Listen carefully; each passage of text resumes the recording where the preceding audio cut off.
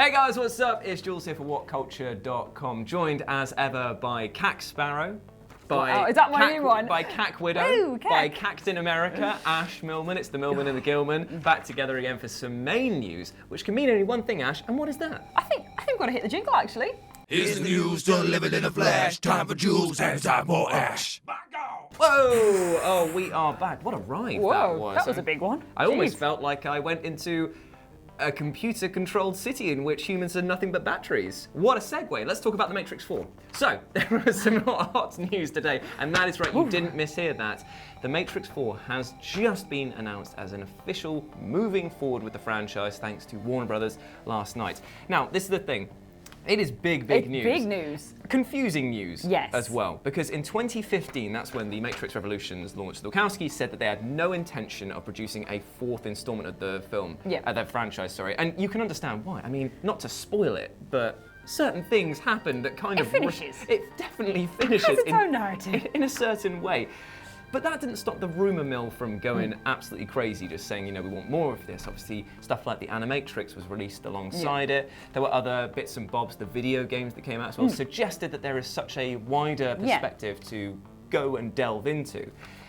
But then other reports started coming out saying that Warner Brothers had already greenlit a fourth one. Yeah. But that the Wachowskis were not going to be involved in it. Ooh, that would be bad news. I don't think that's a good idea. Terrible choice there. And then there was some sort of fight back on the ideas from the Wachowskis themselves saying, well, we've not been told anything about this and we wouldn't want a sequel to be released because of the fact that it feels like it's just cashing in on a franchise. And you know what? Even they were starting to recognise that people were getting a little bit tired of the Matrix towards the end because the films definitely declined in quality. They got like more dumb and stupid and just have a good time with themselves. Very much which so. is a good thing. Very much so, but they have said that there is now officially going to be a fourth Matrix film, which is in the works and is aiming at a 2020 release date. Interesting, that's really soon as well for something you'd imagine would have loads of visual effects and be like worked on really hard. That is very soon. But then it does lead credence to a rumour that was going around maybe a year or two ago where they said that they had already started work on a Matrix film and then this is sort of coming to a head. But again, it was all just speculation at this point. But here's the big, juicy bit. Get your steak knife out because we are cutting into this Aromas. now. Ooh, yeah. Is that a nice little bechamel sauce you got there? I think it is. Because it's Carrie-Anne Moss and Keanu Reeves have stated that they are reprising their roles to come back to that, which is mad. That's really good, but also... How is the question? Because like we were saying, things happened with those two people. I feel like what I would expect from a Matrix 4 movie is for them to go, hey look, it's Matrix World, here it is, there's going to tell a whole new story, this is what happens here, here's some more battery operated city people doing weird things, dodging bullets, oh look, it's the agents, very cool, everyone else gone, done with. Effectively, it's the one sort of franchise that would work with the title reboot. Yeah. Because literally that is like the Matrix rebooted would be the sort of thing. But no, apparently they're coming back. There's no word that Hugo Weaving or Lawrence Fishburne are going to return to the project. Yeah. They have both said at different points in the timeline that they would like to return to that. But to be honest, are they not getting a bit long in the tooth as well to do this? But still, regardless, Lana Wachowski is going to... As if Keanu Reeves ages? Like, what are you talking about? No, he doesn't. I'm talking about Lawrence Fishburne and Hugo Weaving. Both of them, you know what, they're angels as well. I'd find it harder to believe Hugo Weaving punching a car across the motorway now versus back then. It's just a glitch in his code, just be like, oh, he's operating at an older model. He's on Vista. He has something that he needs to upgrade. Lana Wachowski is going to is directing this as well as being a co-writer and producer, and she'll share credits with none other than Alexander Hemmon and David Mitchell, who worked with Wachowski on the absolutely bonkers Sense8 series. Interesting. I don't know if you've seen the Sense8 series. I haven't. I've seen a bit of it. It's the Netflix one, isn't it? I haven't seen it all the way through, but Sense8, I know the bit that I have seen was very good. It's unbelievably well produced, but my God, my brain felt like liquid running out of my ear by the end of it. But yeah, according to Vice as well, they've all said that now is the time to go ahead with the project. Some for cynical reasons and some for sort of more understandable ones. Yeah. Lana herself has come out and said, many of the ideas that Lily and I explored 20 years ago about our reality are even more relevant now. Yeah. I'm very happy to have these characters back in my life and grateful for another chance to work with my brilliant friends. Yay! That's the nice reason. That is. I don't want to know the nasty one now. That's just wholesome. It's just there's a bit of a cynical reason in the sense that maybe it's because of the fact that Keanu Reeves is on a massive hot streak at the moment. So bringing him back to a very popular franchise when he's on a massive popular rise as well. Oh, it's almost like Warner Brothers are like, oh, give me your fucking money, give me your goddamn money, you son of a bitch, give me your money. Is there any reason the other Wachowski sibling isn't coming along? Yes, Lily Wachowski has not been confirmed to return to the project, so but hopefully the sisters will reunite for this. Because, to be honest, imagining them not attached to the project is very strange indeed. Yeah. For all of its flaws, for all of its kind of on-the-nose terminologies and visual representations, it's still a fantastic idea, possibly stolen from a film that came out a couple of years before it called Dark World. Is that what it's called? I forgot what it's called. The Dark City? The Dark City, that's the one. Possibly stolen from that, but never mind. We're not going to go into that. But yeah, Matrix 4 is happening. Now, can you think of a good segue from The Matrix, a film about adjusted reality and about people punching really slow motion, to any of the things that you're talking about today? Well, I think it's quite dank, The Matrix, quite dank and dark, almost sewer-like. And talking of sewers, I'm just taking a big segue toke right there. On that bone, because we're heading on over to it. I thought you were going to say Bond then, and just completely sideswipe me because you're talking about Bond later on as well. No, we've got some Pennywise and It news. Okay, what we got then? Basically, there's going to be a supercut of it that is coming after It 2 is released. We've got Chapter 2 coming on the 6th of September. And when all that has come together, we're going to get Andy Muschietti going mad on all these new cuts that he's going to do. So he's going to have a director's cut for It Chapter 1. He's going to have a director's cut for It Chapter 2. He's going to have a supercut of...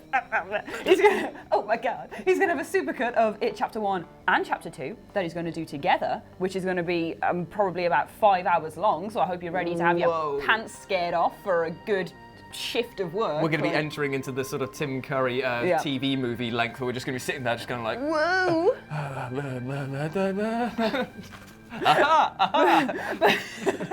But yeah, basically his quote to SFX magazine / Games Radar was, the possibilities are open. There's a version where the two movies are cut together. There's a version where there's a special director's cut of number 1 and a special director's cut of number 2. And I'm happy to basically work on every one of them, which is basically him going, give me as much it as I can get, inject it into my veins. I mean, to be fair, I'm very much for that. Yeah. I mean, with the supercut, I'm kind of like, I could do with it being a bit shorter. Like, it would be nice if maybe they cut out some irrelevant scenes and maybe, because I know, but I think at this point, if you are saying it is a supercut of 2 movies, then you should be allowed to maybe drop a few things in order to, because people should have seen both films separately. I don't know, I think the supercut is more, see, this is the thing, we don't know if it's been confirmed whether it's going to run like the novel does, which is a massive tome which intersects between the past and the future. Which could be very interesting. The amount of flashbacks in that would be quite... Well, that's the thing, so the supercut would have to be done from without flashback point of view. I don't know, it would be flashback all the time. Yes, it'd be in and out all the time, and then just run as one long, hefty movie. And maybe like, a Lord of the Rings extended edition, have a break in the middle, we have to swap the disc over. Have the little, like, classic intermission logo and just be an Ash going like...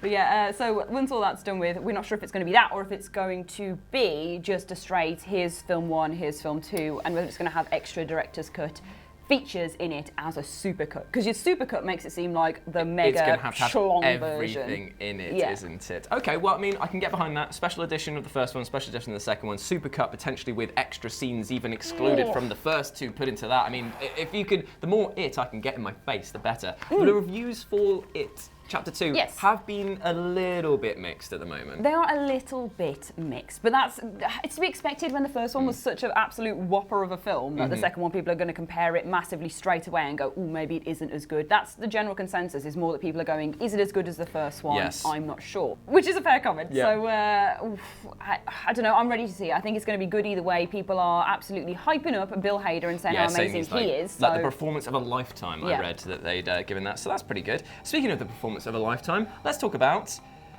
Heels, the wrestling drama show starring Stephen Amell. Okay, fair enough. To be fair though, Stephen Amell has landed the role of a lifetime in the Green Arrow. Yeah. Like, he was absolutely crushing that. But obviously as that's winding down now, he's looking for his next project. Yeah.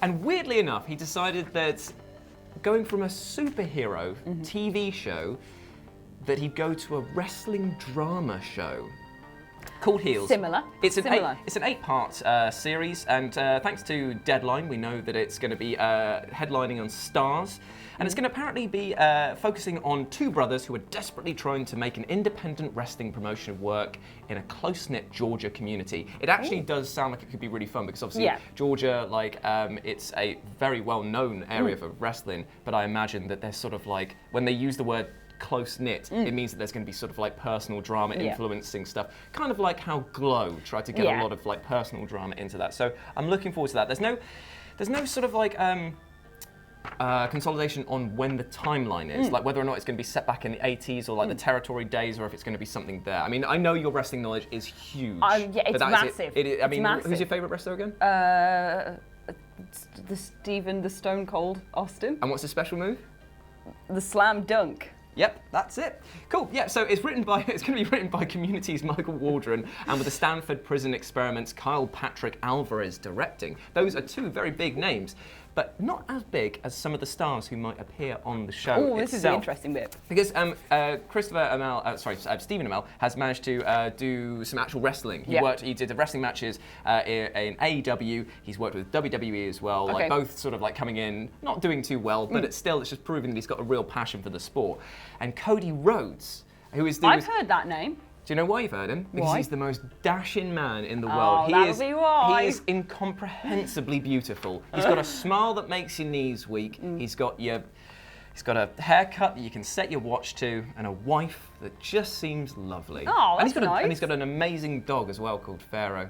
I'm so envious of his life. It's unbelievable. I like how invested you are into Cody Rhodes. Listen, man, like he and I. Your search history is just like Cody Rhodes, dog, like repeatedly. I thought you were going to say Cody Rhodes nude. Anyway.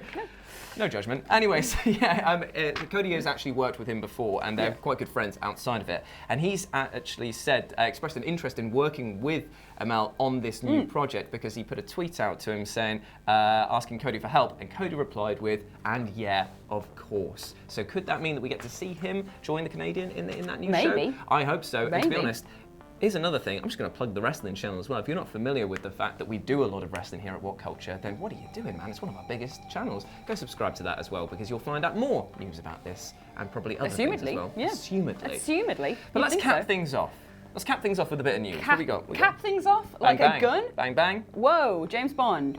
Pew! So basically, literally, just the news is that we've had the title, and the title is a big rip on a previous one we've heard, which is Die Another Day. Oh, sorry. Now this one is No Time to Die. No Time to Die. I ain't got no time to die. Yeah, exactly. Ain't nobody got time to die. So I'd like. Okay, that seems a bit more dumb than the usual ones. Like no time to die. I mean, to be fair, the James Bond titles have always just exactly told you what is going on. It's the man with the golden gun. It's not going to be a guy with a silver fork, is it? Like it's it's Moonraker. It's literally set on the moon. But whether this Spectre, it was not about ghosts. Wasn't it?